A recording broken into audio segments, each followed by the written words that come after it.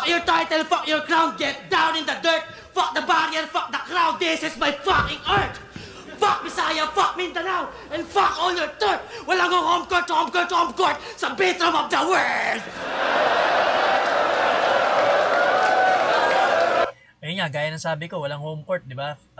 Beatroom of the world, Beatroom worldwide. parang hindi ano yun kay Beatroom, di factor yun. Kahit nasan siya, papakita niya pa rin, di magbabago yung ano niya, yung kakupalan niya o pagiging villain niya na aura.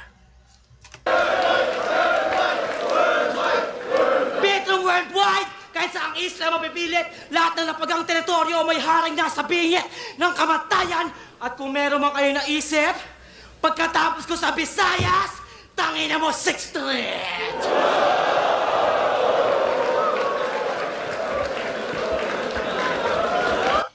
Okay, round 2 ni Beatroom.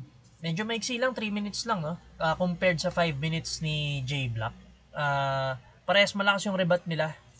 Siguro yun din nagpalamang kay Beatroom sa round 1 kasi binoto nga si Beatroom round 1. Pero para sa akin, mas solid yung round 2 ni J Black.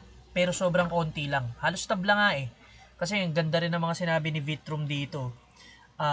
Yun lang. Mas natrepang ko lang yung one angle na sinugal ni J Black. Tapos nahaluan niya ng jokes, personals na relate niya sa pagiging kung ba't ganyan si Beatroom, sa pagkawala nga ng magulang. Ganda nun, sasakit pa. So yun, para sa akin mas natripan ko yung kay J Black. Pero malakas pa rin yung kay Beatroom dito sa round 2. Sobrang dikit lang to. Panoorin natin round 3. So round 1, Beatroom ako. Round 2, J Black. Sa round 3 tayo magkakaalaman.